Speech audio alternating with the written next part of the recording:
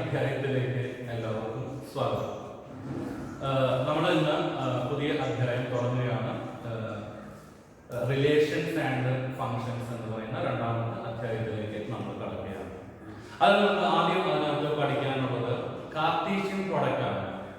നിങ്ങൾ ഓർക്കുന്നുണ്ടോ ഈ കാർട്ടീഷ്യൻ എന്ന് പറയുന്നത്? നിങ്ങൾ എപ്പോഴെങ്കിലും കേട്ടിട്ടുണ്ടോ? 10ാം ക്ലാസ്സിൽ കേട്ടിട്ടുണ്ടാകും. സാധാരണ രീതിയിൽ നമ്മൾ ഗ്രാഫിന്റെ കാര്യം പറഞ്ഞപ്പോൾ നിങ്ങൾ കാർട്ടീഷ്യൻ പ്ലെയിൻ എന്നോ അങ്ങനെയൊക്കെ കേട്ടിട്ടുണ്ടാകണം. ഓക്കെ, കാർട്ടീഷ്യൻ പ്ലെയിൻ എന്ന് വെച്ചാൽ നമ്മൾ XY കോർഡിനേറ്റ് ഉള്ള പ്ലെയിനെ നമ്മൾ കാർട്ടീഷ്യൻ പ്ലെയിൻ എന്ന് നമ്മൾ പറയുന്നത്. റെനെ ഡെക്കാർട്ടെയാണ് ഈ മേഖലയുടെ റെനെ ഡെക്കാർട്ടെ. ആ കാർട്ടെ എന്നുള്ളതാണ് റെനെ ഡെക്കാർട്ടസ് എന്നൊക്കെ പറയുന്നത്. ഫ്രഞ്ചിൽ ഇങ്ങനെ ES എന്നിട്ട് മോഡൽ സാധനങ്ങളുണ്ട്, അങ്ങനെയൊക്കെ പ്രൊണൗൺസ് ചെയ്യും എന്തായാലും. അപ്പൊ അതിൽ ആ പുള്ളിയാണ് എന്തായാലും ഈ സാധനം, അതുകൊണ്ടാണ് ആ പേരിൽ തന്നെ കിടക്കുന്നത്. അപ്പൊ ഈ കാർട്ടീഷ്യൻ പ്രൊഡക്റ്റ് എന്ന് വരാൻ കാരണം ആ XY പ്ലെയിനുമായിട്ട് നല്ലൊരു ബന്ധമുണ്ട്. XY പ്ലെയിനിന്റെ ബന്ധം എന്താ? എക്സും വൈയും. ഒന്നാം സ്ഥാനത്ത് X, രണ്ടാം സ്ഥാനത്ത് Y. അപ്പൊ അങ്ങനെയാണ് ആ XY പ്ലെയിൻ എന്ന് പറയുന്ന കൺസെപ്റ്റ് നമ്മൾ കൊണ്ടുവരുന്നത് അല്ലെ. X കോർഡിനേറ്റ് ആദ്യം, Y കോർഡിനേറ്റ് രണ്ടാമത്, രണ്ടും കൂടെ ചേർന്ന ഒരു പെയർ ഉണ്ടാക്കുന്നതാണ് നമ്മുടെ കാർട്ടീഷ്യൻ കോർഡിനേറ്റ് സിസ്റ്റം എന്ന് പറയുന്ന XY പ്ലെയിൻ. അപ്പോൾ ഇവിടെ നമ്മൾ അതേ ഇത് സെറ്റിലേക്ക് കൊണ്ടുവരികയാണ്. അപ്പോ നമുക്ക് ഒരു സെറ്റ് A ഉണ്ട്, ഓക്കെ, വേറൊരു സെറ്റ് B ഉണ്ട്, ഒരു സെറ്റ് A, ഒരു സെറ്റ് B. അങ്ങനെയാണെങ്കിൽ Cartesian product A cross B എന്നാണ് അതിന് പറയുക. Cartesian product A cross B വായിക്കുന്നത് ഇങ്ങനെയായിരിക്കും. A ക്രോസ് B ഡിനോട്ട് ചെയ്യുന്നത് നമ്മൾ സാധാരണ cross വലുതെടുക്കാം. A cross B is equal to set of four ordered pair PQ. ഒന്നാം സ്ഥാനം P, രണ്ടാം സ്ഥാനം Q, such that അപ്പോൾ ഒന്നാം സ്ഥാനം നമുക്ക് പോകണം. A cross B ആവുമ്പോൾ ഒന്നാം സ്ഥാനം ഇവിടെ ആദ്യം എഴുതുന്നത് ആരോ R. So P element of A and Q element of B. Ordered pair PQ, P element of A and Q element of B. ഇനി ഇത് എങ്ങനെയാണ് വരുന്നത് എന്ന് നോക്കാം. സാധനം വളരെ സിമ്പിൾ ആണ്. So A is equal to 1 2 3. B is equal to A B C. തിരിച്ചറിയാൻ വേണ്ടിയാണ് ഞാൻ മാറ്റിയെടുത്തത്. രണ്ടാമത്തെ നമ്പർ ആയാലൊന്നും ഒരു കുഴപ്പമില്ല. അപ്പോൾ നമ്മുടെ A cross B is equal to set. Ordered പെയറിലാണ് രണ്ട് എലമെന്റ്. എങ്ങനെയാണ്? ആദ്യത്തെ എലമെന്റ് എവിടെ നിന്ന് വരണം? A യിൽ നിന്ന് വരണം. രണ്ടാമത്തെ എലമെന്റ് B യിൽ നിന്ന് വരണം. അപ്പൊ അങ്ങനെയാണെങ്കിൽ ഇവിടുന്ന് ആദ്യത്തെ എലമെന്റ് 1 എടുത്തു, അവിടെ ആദ്യത്തെ എലമെന്റ് A 1A കണ്ടോ?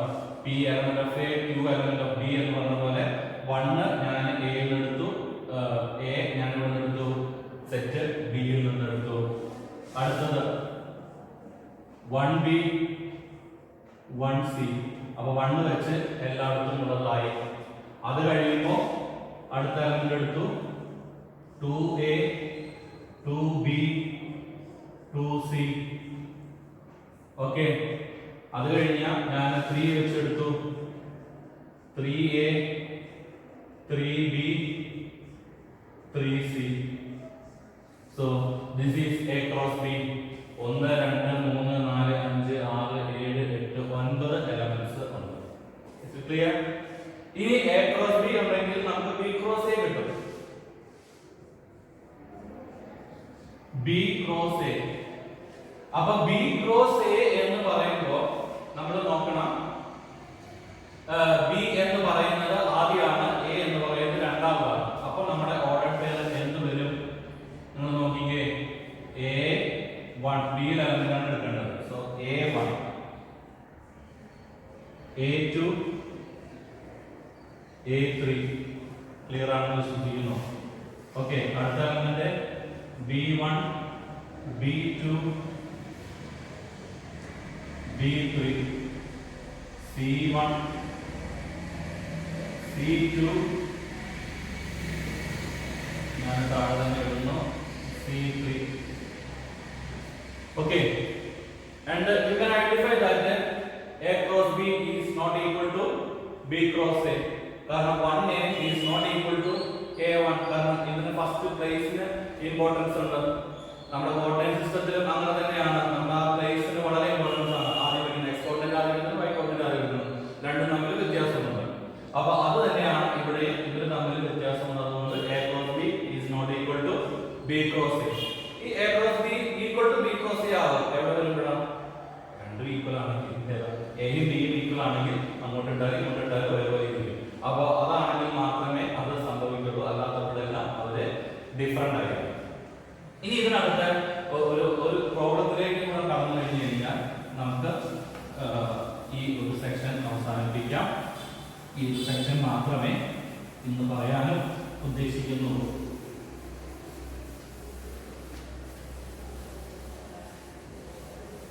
Okay,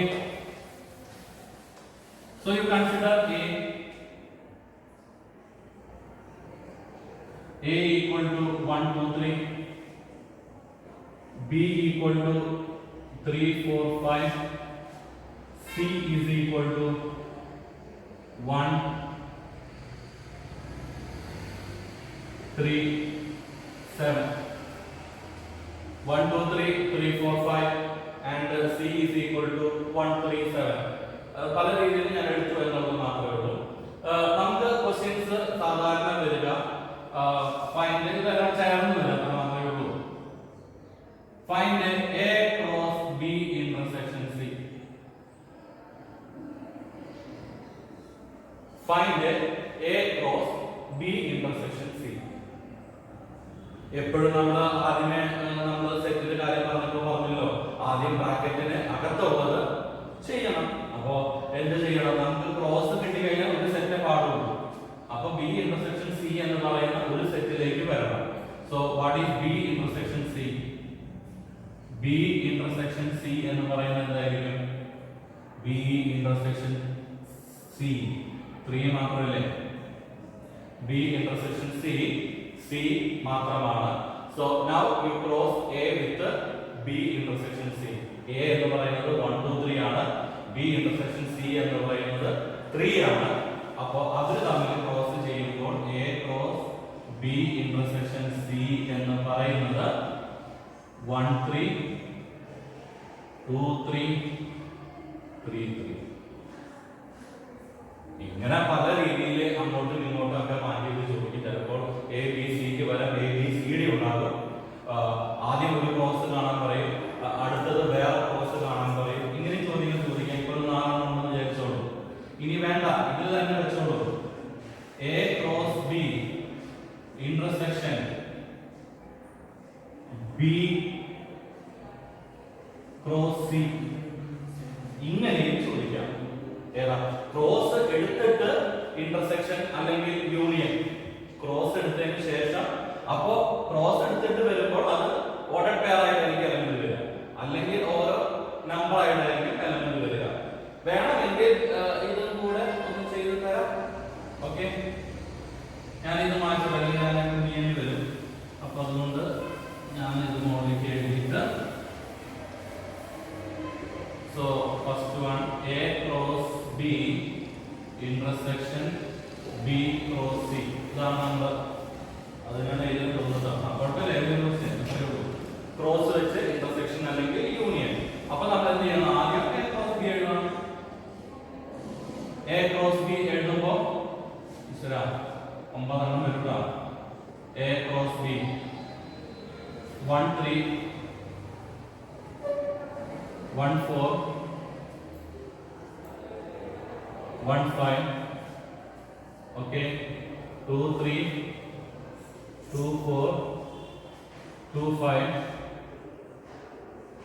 3 3 3 4 3 5. ശരിയല്ല? 1 2 3 3 3 6 3 9. ഈ എണ്ണത്തിന്റെ സംഗതി നമ്മൾ അടുത്ത ക്ലാസ്സിൽ പറയുന്നുണ്ട്. Okay, B cross C.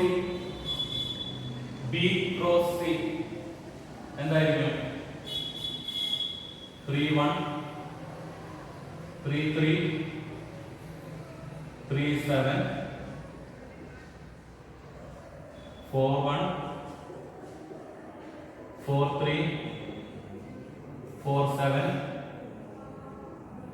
5 1 5 3 5 7. ശരിയല്ലേ? ഇനി ഇവർ തമ്മിൽ ഏതെങ്കിലും കോമൺ എലമെന്റ് ഉണ്ടോ? അതാണ് ഇന്റർസെക്ഷൻ. ഇത്രയും നേരം നമ്മൾ ഇന്റർസെക്ഷൻ പഠിച്ചപ്പോൾ ഒരു എലമെന്റ് ആയിരുന്നു. ഇവിടുത്തെ ക്രോസ് ഫീൽഡ് എലമെന്റ് എങ്ങനെ ഇരിക്കാം? ഓർഡേർഡ് പെയർ ഇരിക്കുന്നത്. സോ ഓർഡേർഡ് പെയറിൽ ഇന്റർസെക്ഷൻ ഉണ്ടോ എന്ന് നോക്കാം. 1 3 ഇവിടെ ഇല്ല, 1 4 ഇവിടെ ഇല്ല, 1 5 ഇവിടെ ഉണ്ടോ? 1 5 ഇല്ല, 5 1 ഉള്ളൂ. 2 3 ഇവിടെ ഉണ്ടോ? ഇല്ല. 2 4 ഇവിടെ ഉണ്ടോ? ഇല്ല. 2 5 ഇല്ല. 3 3 3 3 ഉണ്ട്. 3 4 ഉണ്ടോ? ഇല്ല. 3 5 ഉണ്ടോ? ഇല്ല. ആറ് മാത്രമേ ഉള്ളൂ. 3 3 മാത്രമേ ഉള്ളൂ. So A cross B intersection B cross C is equal to B cross C is equal to set element 3 3. So got it. അപ്പോൾ ഇങ്ങനെ ഈ ക്രോസ് ഇട്ടിട്ട് വളരെ സിമ്പിൾ ആണ്. എത്ര ടെസ്റ്റ് ചെയ്താലും നിങ്ങൾ എഴുതുന്നത് വളരെ കൃത്യമായിട്ട് ഒന്ന് എഴുതി കഴിഞ്ഞാൽ നിങ്ങൾക്ക് ഡയറക്റ്റ് ആയിട്ട് ആൻസർ കിട്ടും. ഇതിനകത്ത് ഒരു ഫോർമുല കൂടി ഉണ്ട്. ആ ഫോർമുല കൂടെ നമ്മൾ മനസ്സിലാക്കി കഴിഞ്ഞാൽ ഈ സെക്ഷൻ തീർന്നു. നമ്മൾ ഈ ചെയ്ത എക്സാമ്പിൾ എല്ലാം നിങ്ങൾക്ക് നോക്കുമ്പോൾ കാണാം.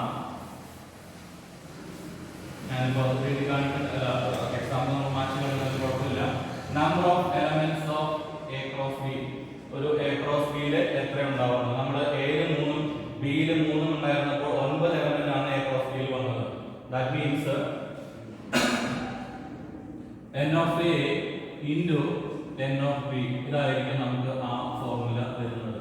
Number of elements in A cross B is equal to number of elements in A into number of elements in B. അപ്പോൾ ജസ്റ്റ് ഒന്ന് അറിയാൻ വേണ്ടിയാണ് ഈ 1 മാർക്കിന് എങ്ങാനും പ്രോബ്ലം ചോദിച്ചാൽ അല്ലെങ്കിൽ ക്വസ്റ്റ്യൻ ചോദിച്ചാൽ നിങ്ങൾക്ക് എഴുതാൻ വേണ്ടി മാത്രമാണ് ഇത് ഒരു ഫോർമുല നമുക്ക് വന്നത്. ഇത്രയേ ഉള്ളൂ.